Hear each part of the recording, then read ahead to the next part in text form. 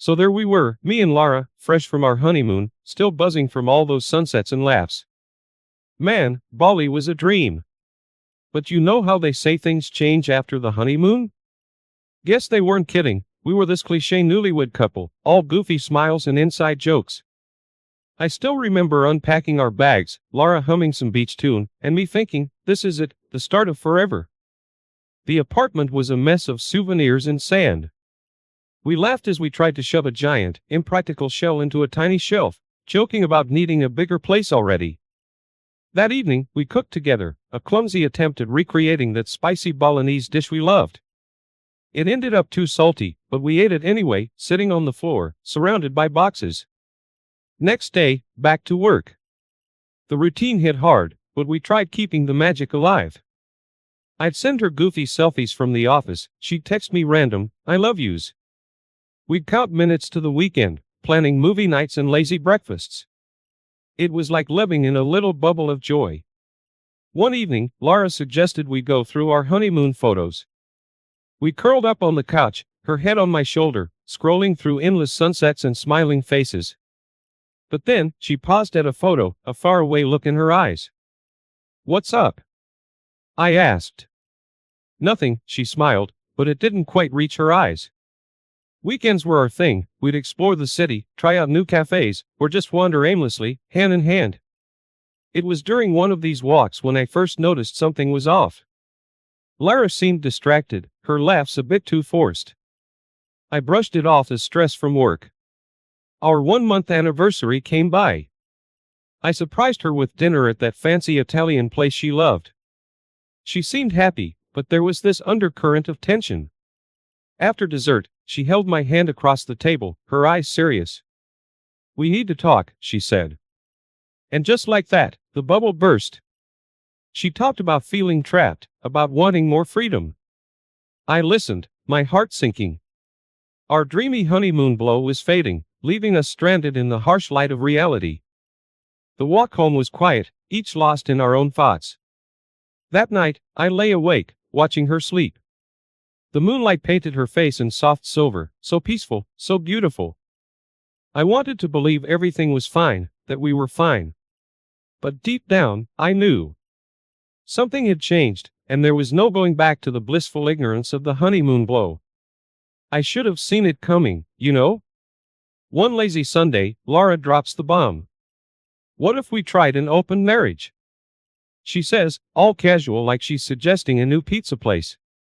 I laughed it off at first. But she wasn't joking. My head was spinning. Open marriage? We just said, "I do," like a month ago. But there she was, looking serious and all. "It could be fun," she said. Fun? I felt like I was in some twisted game. The room felt suddenly too small, her words echoing off the walls. I tried to make sense of it. We were the couple that friends envied, always holding hands, stealing kisses. Where did this even come from? Is this about a Euro someone else? I managed to choke out. She quickly said no, but something in her eyes didn't quite add up. I spent the next few days in a daze. At work, I couldn't concentrate. My mind kept drifting back to that conversation, her words like a broken record. Lara acted like everything was normal, making plans for the weekend, chatting about her day. But there was this new awkwardness between us, like a guest who'd overstayed their welcome. I started replaying our entire relationship in my head, looking for clues. Had I missed something? Was she unhappy all this time? We used to talk about everything, from silly daydreams to deep fears. Now, we barely scratched the surface, our conversations shallow and safe. I confided in my best friend, Mike. Over beers, I told him everything. He was as shocked as I was. "Dude, you guys are the last people I'd expect this from," he said, shaking his head. He suggested maybe it was just cold feet, post-wedding jitters. But it felt deeper, more serious than that. One night, I tried to bring it up again. "Lara, why do you feel we need Visa Euro open marriage thing?" Her answer was vague, something about exploring and not feeling confined. It sounded rehearsed, like she'd been thinking about it for a while. A cold fear settled in my stomach. This wasn't just a whim, it was something she truly wanted. I lay awake that night, watching her sleep. There was a time when just watching her brought me peace. Now, it filled me with questions, doubts, fears. The woman I married, the woman I thought I knew inside out, suddenly felt like a stranger. This bombshell wasn't just a suggestion, it was a crack in the foundation of our marriage. And I had no idea how to fix it, or if it could even be fixed. The future, once so clear and bright, was now a fog of uncertainty. And deep down, I knew this was just the beginning. The beginning of a journey that would test us in ways I never imagined. That's when the doubts started creeping in. Nights got longer, conversations shorter. I'd find myself staring at the ceiling, wondering who I married. Was this the same girl who cried at cheesy rom-coms? I tried to shake it off, told myself it's just a phase. But a voice in my head kept asking, what if she's already seen someone? Every time Lara went out with friends or stayed late at work, my mind would race. I hated feeling like this, suspicious, insecure. It wasn't me, but her suggestion had planted seeds of doubt that just wouldn't stop growing. We used to text each other all day. Now, her replies were brief, sometimes non-existent. I'd tell myself she's just busy, but then I'd see her laughing at her phone, and my heart would sink. Was she talking to someone else? Was there someone making her smile the way I used to? I remember one night, she was out late. Said it was a work thing. I tried to stay awake, waiting for her. But I must have dozed off. Woke up at 2 a.m., and she still wasn't home. I called, and she didn't answer. Those hours, waiting, imagining the worst, they felt like an eternity.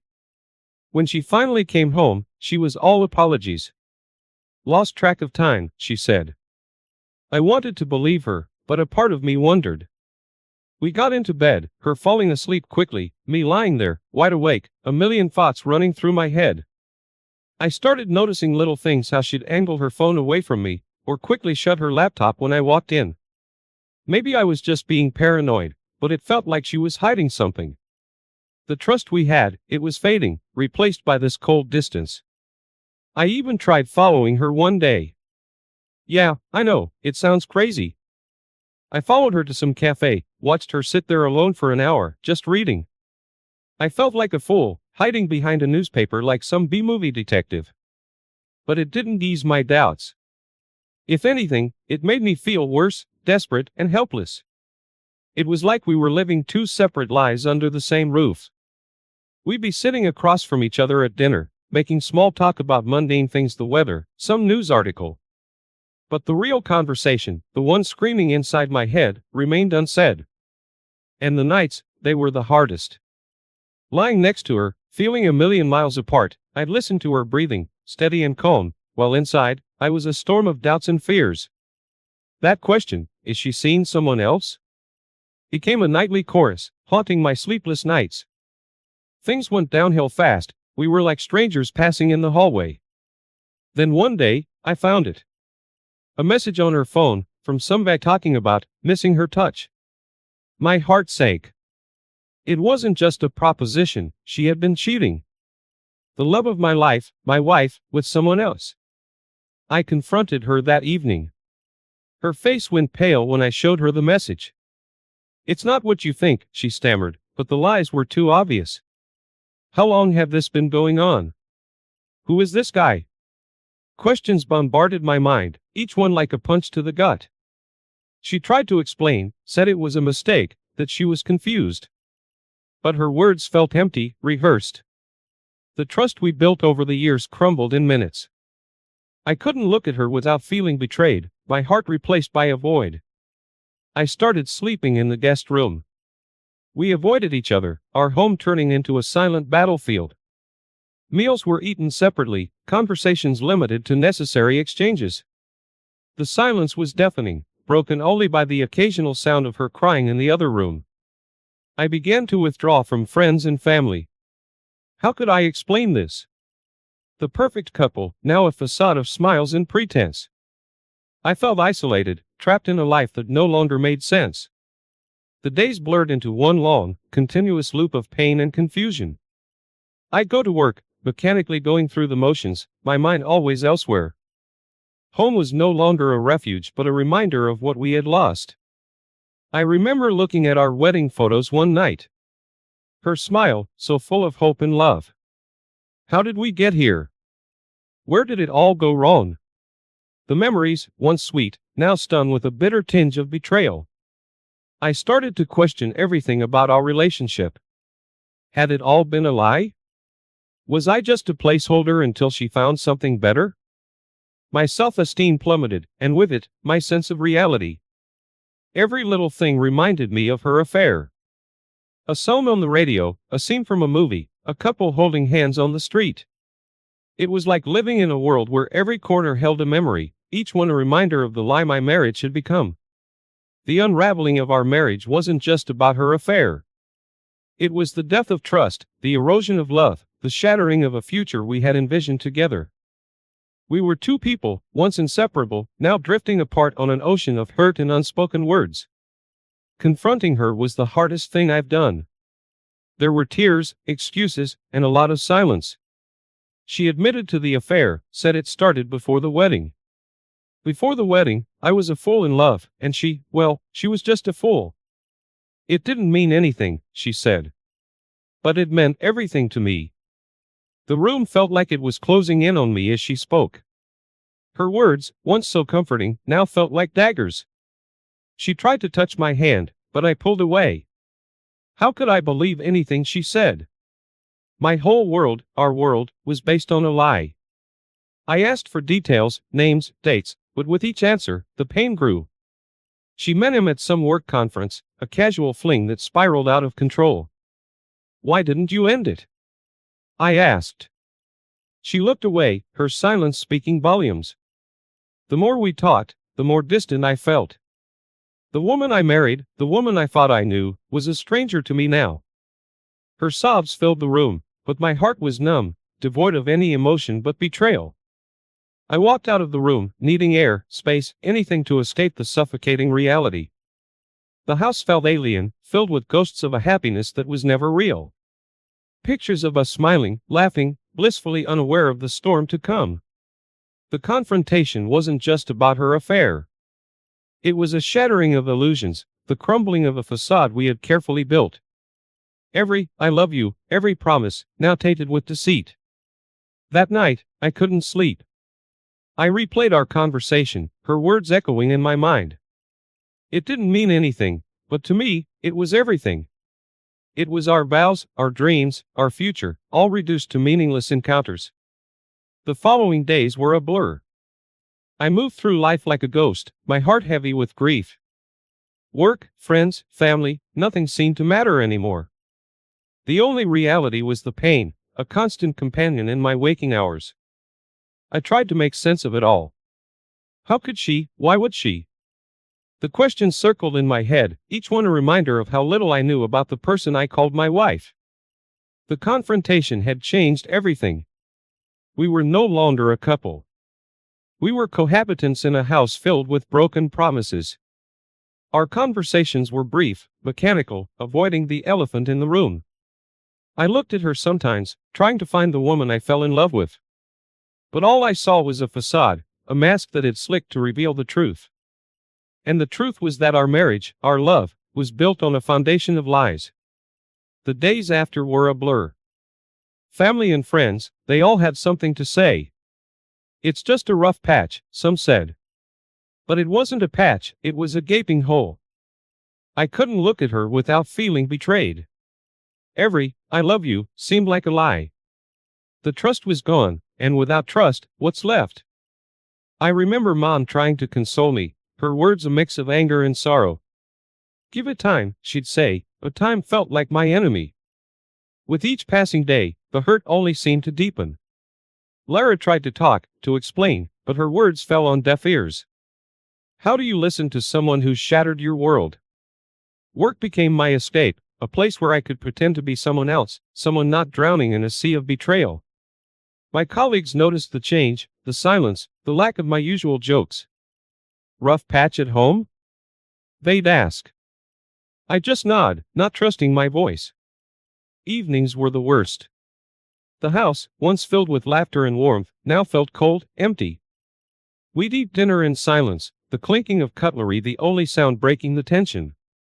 I'd look at her, trying to find the woman I married, but all I saw was a stranger wearing her face. Sleep was elusive. I'd toss and turn, memories of happier times haunting me. Sometimes I'd hear her crying in the other room, and part of me wanted to comfort her, but the hurt was too deep, the wound too fresh. I started avoiding our friends, declining invitations, ignoring calls. I couldn't bear the thought of pretending, of putting on a happy face. Our friends, they didn't know the whole story, but they sensed something was off. "You guys okay?" they'd ask. "Just a rough patch," I'd lie. Laura and I became experts at avoiding each other. We moved around the house like ghosts, our interactions minimal, functional. The air was thick with things unsaid, with regret and resentment. One day, I came home to find her looking at our wedding album. Tears were streaming down her face. For a moment, my heart softened, but then the reality of her betrayal hit me again. The album, once a cherished memory, now felt like a book of lies. The fallout of her affair wasn't just about the broken trust. It was the death of the future we had planned, the dreams we had shared. Every plan, every hope, now tainted with the stain of her infidelity.